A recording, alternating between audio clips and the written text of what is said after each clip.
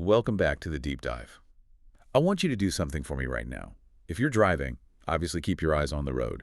But if you're safe at home, maybe close your eyes for a second. Okay. I want you to imagine we aren't in our usual studio. Okay. Imagine we've tuned into a very specific, very quiet frequency. The air is cool, it smells faintly of lilies and something antiseptic, clean, sharp. You're setting a very distinct mood, a very quiet mood. I am. Because today, we are effectively broadcasting from, let's call it, the Funeral Channel Network. The FCN, I like it. We are taking a stack of research articles, historical texts, chemical breakdowns, and we are walking through the double doors of the funeral home, and more specifically, we are going into the prep room. It's a place most people will eventually end up, but very few people actually see while they are alive to talk about it. Precisely. We are doing a deep dive into the art and science of modern embalming. And I have to be honest, when I first picked up this packet of material, I had that instinctive recoil. You know the one? That little shiver of, I shouldn't be looking at this.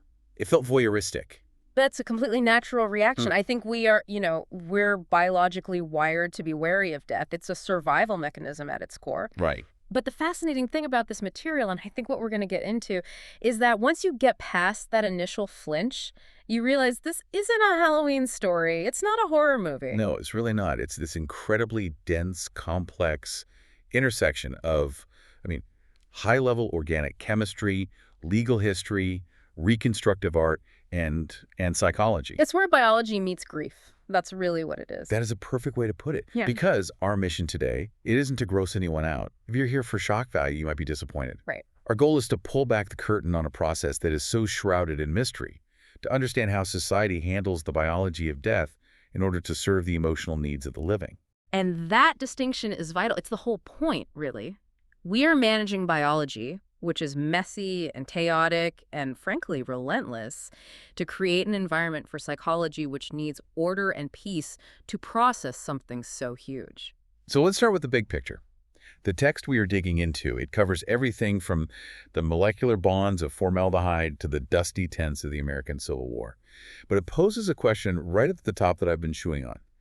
Is embalming science or is it art? It's the ultimate trick question, isn't it? Because you can't separate them. It's not one or the other. If you lean too hard into the science, you get a specimen, something rigid and gray and lifeless. A lab sample. Exactly. But if you lean too hard into the art without the science, the preservation fails, and you have a biological disaster during the funeral. It is a high wire act. Okay, so let's ground this in a definition before we start cutting, metaphorically speaking, of course. Of course. If I stopped someone on the street and asked, what is embalming? I guarantee 9 out of 10 people would say, it's preserving a body forever, like a mummy. And that is the most pervasive myth in the entire industry. It's myth number one with a bullet. If there's one thing listeners need to take away from this, it is that modern embalming is temporary. Temporary. That feels so counterintuitive. We think of preserved as saved, like locked in time. A better analogy is to think of it less like freezing a moment in amber and more like hitting the pause button on a remote control. Okay. When you pause a movie, the movie hasn't stopped existing. You've just suspended the forward motion for a bathroom break or to grab a snack. Embalming suspends the natural breakdown of the body decomposition for a specific window of time, usually days, maybe weeks at most. So we aren't stopping biology. We're just holding it at bay. We are buying time. That's the entire utility of it. The material outlines 3 specific goals: decomposition delay, restoration, and sanitation. But that first one, decomposition delay, is the big one. It's the reason the whole thing exists. And looking at modern life, that delay is crucial. Families are scattered. I have family in California, New York, London. If I dropped dead today, they couldn't just walk down the street to the churchyard tomorrow. Absolutely not. And without that pause button, the logistics of a modern funeral become a nightmare. The biological reality of death, and we'll get into the gritty details of that, shortly moves very, very fast. How fast are we talking? Without intervention, a body can become unviewable in 24 to 48 hours, especially depending on the climate, the cause of death, all sorts of factors. Wow. Embalming allows the daughter in London to book a flight, the son in California to arrange time off work, and everyone to gather 4 or 5 days later without the body presenting, issues. And then there's the second goal, the restoration aspect. Yeah. The text calls it creating a memory picture. That's a term of art in the industry, the memory picture. What does that actually mean? The theory, or the philosophy behind it, is that the final image you have of a loved one sticks with you. It can overwrite other memories. So if the last time you saw them, they were intubated in a hospital, or clearly in pain, or perhaps there was trauma from an accident, that's a traumatic image to carry for the rest of your life. So the embalmer's job is to replace that image, to edit it. To soften it, I think that's a better word. To present the deceased, not as they were at the moment of death, but as they were in life, or at least at peace. It's a form of psychological triage, really. Psychological triage. I like that. Yeah. But to understand how we got to this point, where we are injecting chemicals into veins to make people look at peace, we have to look at the history. Because this is not how humans has always done it. Not at all. Not even close. In the grand timeline of human history, modern chemical embalming is just a tiny blip at the very end. So the text obviously brings up the ancient Egyptians. You can't talk about preservation without the pyramids. We're talking 2600 BCE. Right, but the motivation there was completely different, and this is what fascinates me. Today, we embalm for the living, so the family can have a viewing, so they can say goodbye. Okay. The Egyptians didn't care about a viewing. They were embalming for the dead. Right, the soul. The ka and the ba. They believed the soul was physically tethered to the physical form. If the body rotted away in the sand, the soul would dissipate or be lost in the afterlife. It would have nowhere to return to. So preservation wasn't about looking good for the neighbors. It was about the eternal survival of the spirit. It was a spiritual technology. Perfectly put. And their methods. I mean, we think of it as embalming, but the source material makes a really important distinction. It was really mummification. And what's the difference? Mummification is just a fancy word for drying. Desiccation. They weren't injecting fluids into the veins. They didn't fully understand the circulatory system in that way yet. They were removing the wet parts. The wet parts. That is a very polite way of saying they took out the organs. They eviscerated the body. The stomach, liver, intestines, lungs, all carefully removed through an incision in the side and put in special containers called Kanovic jars. And the brain. The brain was less respected. They believed it was just stuffing, the origin of mucus, so they'd scramble it with a metal hook through the nose and just pour it out. Wow, okay. Then they would pack the empty body cavity inside and out with natron salts. Natron is basically incredibly salty baking soda, right? From dried riverbeds. Essentially, yes. It's a natural desiccant. It pulled every last drop of moisture out of the tissue. After about 70 days, you were left with a leather-like shell. It lasts forever. But it doesn't look like the person. A mummy doesn't look like a sleeping human. It looks like a dried specimen. So that's the ancient world. Preservation for the afterlife. Then the sources kind of show us that we go through centuries where, honestly, not much happens. If you were a peasant in 1400s England, you just went into the ground. Right. Immediately. Embalming was for kings and popes. And even then, it was crude. They just spice the body heavily, maybe remove the organs, and wrap it in wax-soaked cloth to keep the smell down for the state funeral. But then we hit the pivot point. And this is the part of the research that really grabbed me. The shift to modern embalming isn't some great scientific discovery in a lab. It's a war story. The American Civil War, 1861. This context is so important. Before this, in America, you died at home. You were washed by your family in your own bed, and you were buried in the backyard of the church down the road. It was intimate, local, and fast. Death was a part of the community, a part of the household. Then the war starts. And suddenly, you have thousands of young men, boys, really dying on battlefields in Virginia, Tennessee, Georgia. They are hundreds and hundreds of miles from home. And it's hot. The summers in the South are humid and brutal. You have to remember that. The railroads exist, but they are slow. Yeah. So you have a family in Vermont or Maine who gets a telegram that their 19-year-old son has died at Antietam.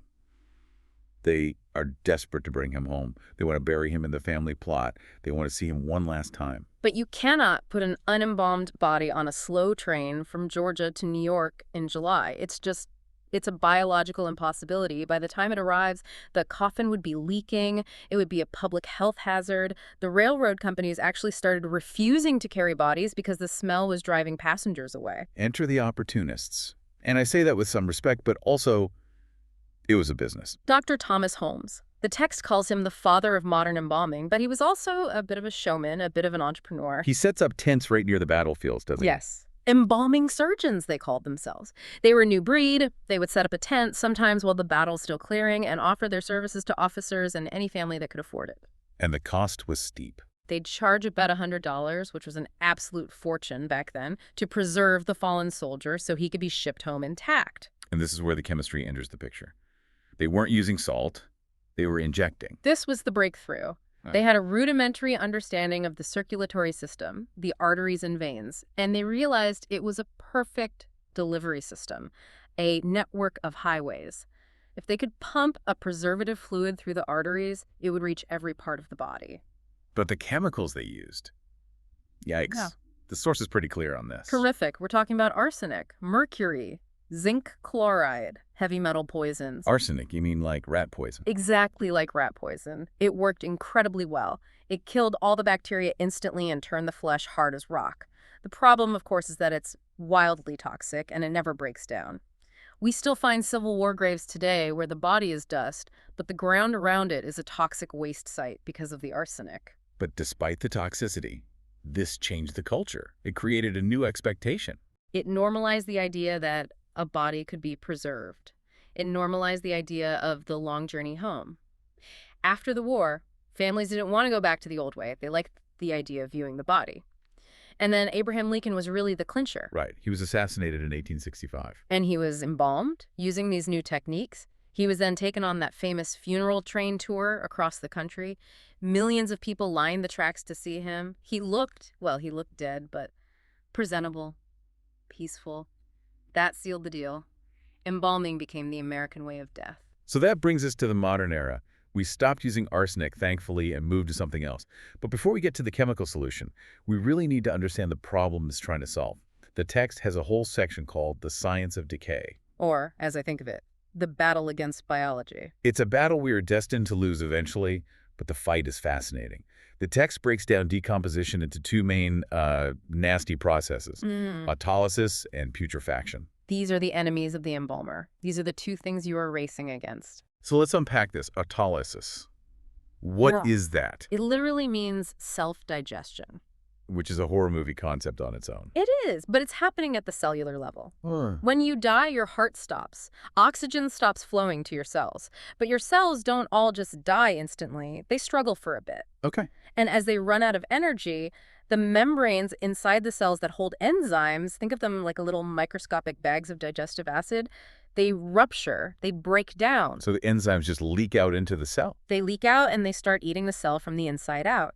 They digest the proteins and fats that make up the cell. The body starts digesting itself. This is why tissue gets soft and loses its integrity. It's liquefying, essentially, from within. Okay, that's terrible. And that's just the internal part. Then comes putrefaction. Putrefaction is where the guests arrive for dinner. The bacteria. The bacteria. We all have billions of bacteria living in our gut. The microbiome. They're essential for helping us digest food. When we are alive, our immune system keeps those bacteria contained in the gut. It's a secure facility. And when we die, the guards go home. Exactly. The immune system shuts down completely. The bacteria realize there's no one stopping them. They migrate. They chew through the intestinal walls and start spreading into the rest of the body through the bloodstream. And as they consume the tissues, the ones already softened by autolysis, they produce gas as a byproduct. That's the bloating, the smell. That's the bloating, the odor, the color changes, that characteristic greenish-black discoloration you sometimes see on a stomach. That's the bacteria having a party, producing hydrogen sulfide. So the embalmer is fighting a two-front war. You've got an internal chemical breakdown from autolysis and a full-scale bacterial invasion from putrefaction. Correct. You have to stop both, or you failed. And the weapon of choice for this war is formaldehyde. Specifically formalin, which is formaldehyde gas dissolved in water, usually about a 37% solution. We've all smelled it. It's that sharp, stinging, unforgettable smell from high school biology class dissecting a frog. But the text goes deep into the chemistry of why it works. It all comes down to a process called cross-linking. This is the core mechanism. It's really quite brilliant, chemically speaking. Imagine a protein molecule in your body, muscle, skin, and organ, as a long, wavy piece of string. It's soft and flexible. Okay, a piece of string. That flexibility, that softness, is what allows the enzymes from autolysis and the bacteria from putrefaction to break it down, to eat it. So the string is food. Right. Now imagine formaldehyde comes along. It acts like a rigid metal bar or a staple. It chemically bonds one string to the next string and that one to the one next to it. It links them all together into a rigid grid or a mesh, It builds a fence. a chain link fence at the molecular level. This does two very important things. One, it makes the tissue firm. It physically stiffens it. This is where rigor mortis comes from, but this is a chemical permanent version. And two, And two, and this is the most important part, it changes the shape of the protein so that bacteria can no longer use it as a food source. Their digestive enzymes can't latch onto it anymore. The food is locked away. so the bacteria starve. They starve, and the formaldehyde kills the bacteria directly anyway because it's a powerful disinfectant. So you are sterilizing the body and hardening the tissue to prevent the body's own enzymes from working. You are chemically freezing the structure in place. But the text is very clear that you can't just pump straight high-concentration formaldehyde into a person. If you did that, they'd look like a stone statue. A gray stone statue. They'd be perfectly preserved but completely unviewable. Formaldehyde reacts with the hemoglobin in blood to turn it a distinct slate gray color. That's not exactly the peaceful memory picture we're aiming for. So modern embalming fluid is actually a cocktail. It's a very sophisticated recipe, and every embalmer has their own preferred mix depending on the case. Let's run through the ingredients list from the source, because it tells us a lot about what the embalmer is trying to achieve. First up, besides formaldehyde, is methanol. Methanol is an anti-polymerizing agent. Basically, formaldehyde wants to turn into a solid white sludge called paraformaldehyde if it's left alone. Methanol keeps it stable and liquid so it can actually flow through the veins and arteries. It's a stabilizer. Next, phenol, carbolic acid. A heavy-duty mold inhibitor and disinfectant. It's also a bleaching agent so it can help remove discolorations. It's very powerful stuff. Then there's glycerin. Now, I have glycerin in my face lotion. And for the exact same reason. It's a humectant, it holds moisture, formaldehyde is incredibly drying, it pulls water out of the cells. If you use too much, the fingertips shrivel up, the lips pull back from the teeth. It creates a very skeletal, dehydrated look. So glycerin counteracts that. It keeps the tissue hydrated and plump from the inside. It maintains a more natural, lifelike texture. It's all about balance. And finally, dyes. The text lists things like eosine, erythrocene. These are essential. When you die, the blood is no longer circulating. It settles to the lowest parts of the body due to gravity. This is called liver mortis. The face, the hands, they can become very pale or waxen. So the dyes add color back in. They're usually pink or reddish. You are literally dyeing the tissue from the inside out to recreate the subtle, warm flush of life. It's like internal makeup. That's really something. You're not just preserving, you're restoring. Okay, so we have the chemistry. We know the enemy is decay. Now, let's walk through the procedure. The text breaks this down step by step, and it is methodical. It's not guesswork, it's a medical procedure. It is absolutely surgery. Let's be clear. It is a postmortem surgical procedure. And step one is verification and prep. It seems obvious, but it's the most important step. You have to check the toe tag, the wristband, the paperwork. You have to know who is on the table. A mistake here is catastrophic. And then sanitation. Yes, you wash the body with strong germicidal soap. You clean the hair, the fingernails. You're preparing a sterile field, just like in an operating room. And then the text talks about setting the features. This part really struck me. You have to pose the face before you put the chemicals in. You have to, because once that formaldehyde hits the tissues, they cross-link and stiffen into place. If the mouth is open when the fluid hits, that mouth is staying open forever. You can't change it later. So how do they keep the mouth closed? I mean, the jaw muscles are slack at that point. There are a few ways, but the most common is a device called a needle injector. It looks a bit like a staple gun. And it does what it sounds like. Pretty much. It drives a small metal tack with a wire attached into the upper jawbone, the maxilla, and another into the lower bone, the mandible. Then you just twist the two wires together until the jaw is closed in a natural-looking position. That sounds intense. It's completely invisible from the outside, but it ensures the jaw stays in that natural closed position. It's more secure than suturing the gums, which is another method. And the eyes, they sink in, right? And they do. The eyeball loses its pressure. To fix this, they use eye caps, small, flexible plastic domes with little grippers or bumps on the outside. You place them under the eyelid. They hold the lid closed and restore the proper curvature of the eye so it doesn't look sunken. So the face is set. Now for the main event. Step 2 in the source is arterial embalming, the highway system. This is where the Civil War method lives on, just with much better chemistry and equipment. This is the primary preservation step. The embalmer makes an incision, right? Yes, usually at the base of the neck, over the clavicle to find the carotid artery and the jugular vein, or sometimes in the groin to access the femoral artery and vein. They pull them out. They raise them. They use a tool called an aneurysm hook to gently lift the artery and a nearby vein to the surface of the incision. Okay. Then they tie them off with ligature, make a small cut, and insert a tube of cannula into the artery. This tube is connected by a hose to the embalming machine, which is basically a pump and a tank of that chemical cocktail we talked about. And at the same time, they open the vein. Correct. They insert a drainage tube into the vein. It's a displacement system. You turn on the machine and pump the pink embalming fluid into the artery. It goes through the aorta, through the entire vascular system, and as it fills the system, it pushes the blood out of the body through the drainage tube in the vein. So you're literally rinsing out the blood and replacing it with preservative fluid. That's a perfect description. You're doing a total fluid exchange. You watch the hands, the feet, the face. You look for the color change as the dye spreads. You want to feel the tissue firming up under your fingers. It's a very tactile process. You're massaging the limbs to make sure the fluid gets everywhere. But the arteries don't go everywhere. I mean, they don't go into the stomach contents or into the lungs. This leads us to step 3, which I think is the part the public knows the least about and is probably the most jarring. Cavity embalming. This is the aggressive part. Arterial injection handles the shell, the muscles and skin and limbs, but the internal organs are hollow.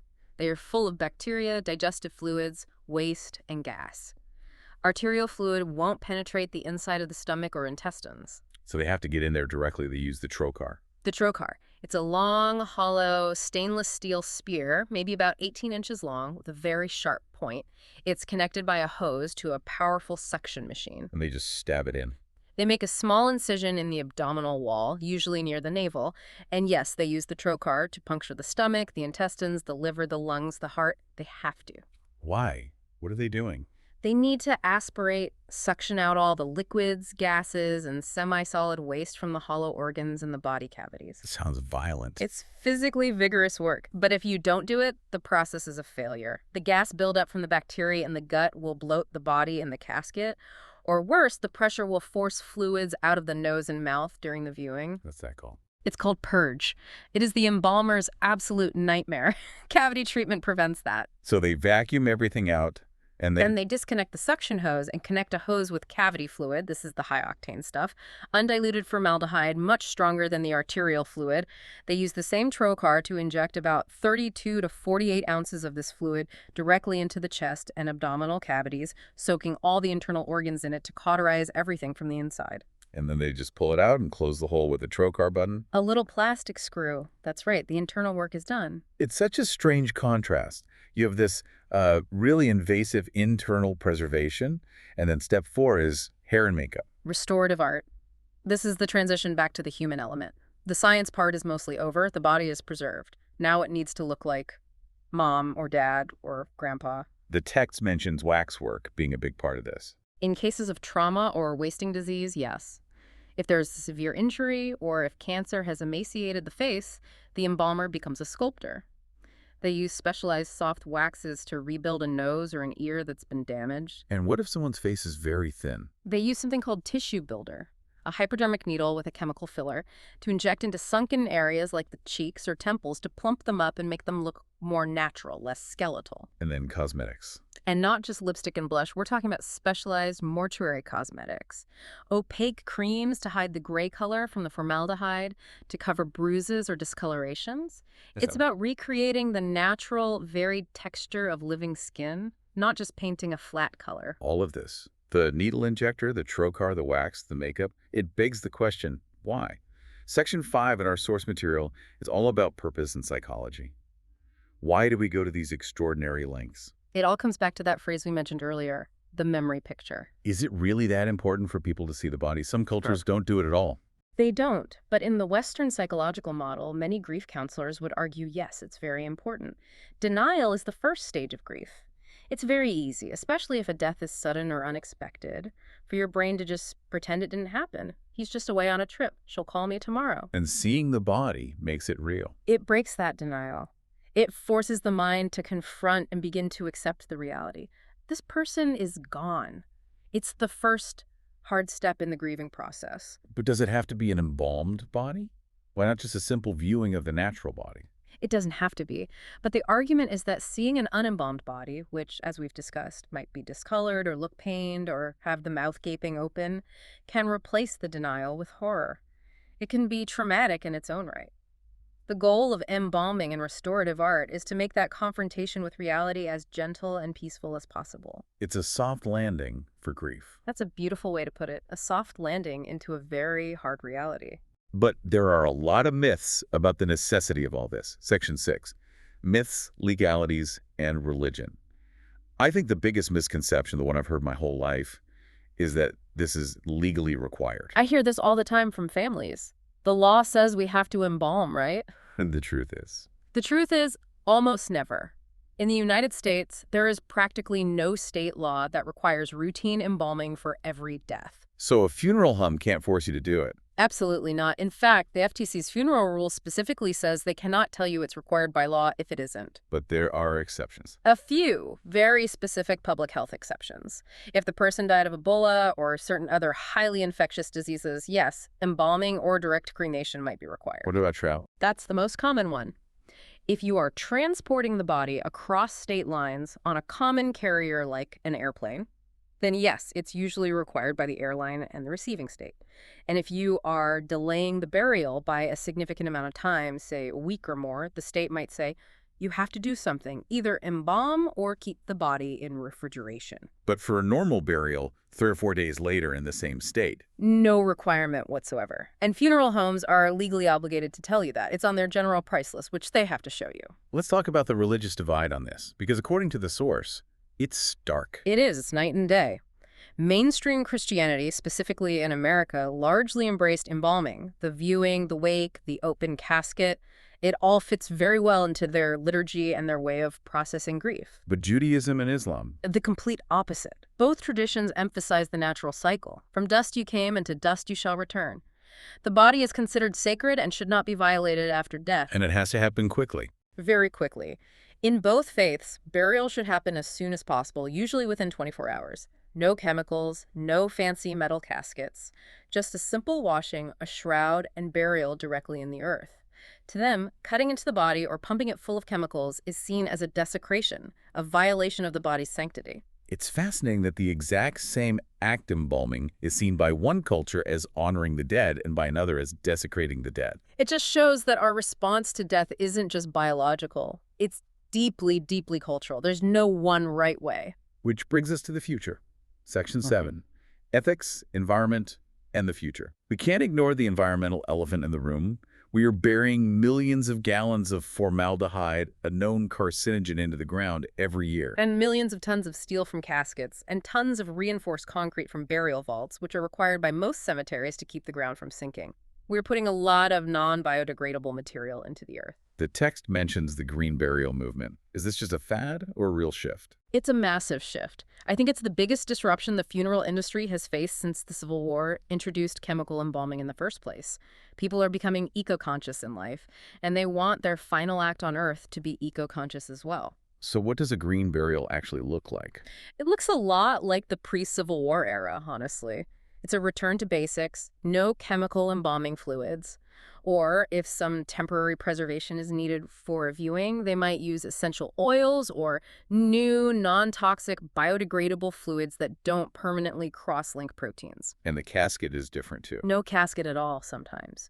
Or one made of wicker, bamboo, or raw pine with no metal fasteners. Sometimes it's just a simple linen or cotton shroud. The body goes straight into the soil with no concrete vault so it can decompose naturally. The idea is to become part of the earth again. To facilitate decomposition, not fight it, let the body become nutrients for a tree that's planted over it. It's a very different philosophy. It's a beautiful concept. But it does mean giving up that perfect memory picture. You won't look like you're peacefully sleeping for 5 days. You'll look dead. And perhaps that's a cultural shift we are ready for. Maybe we are becoming strong enough that we don't need the illusion anymore. Maybe confronting the reality of death in all its biological messiness is a healthier way to grieve. That's the question I want to leave our listeners with. We've spent this time talking about how we use chemistry to pause biology to help our psychology. We built this elaborate billion-dollar industry to hide the reality of decay. We did, for very understandable reasons at the time. But as we look at the environmental cost, and as we re-examine how we process grief, do we still need the pause button? Or are we, as a culture, ready to just hit stop and let nature take its course? It's a deeply personal choice, but having the knowledge, knowing what a trocar is, knowing what the fluid does, knowing that it's not legally required, that allows you to make that choice with your eyes wide open. Exactly. Whether you choose the formaldehyde in the makeup or the shroud in the soil, it should be your informed decision, not just the way it's done. Well said.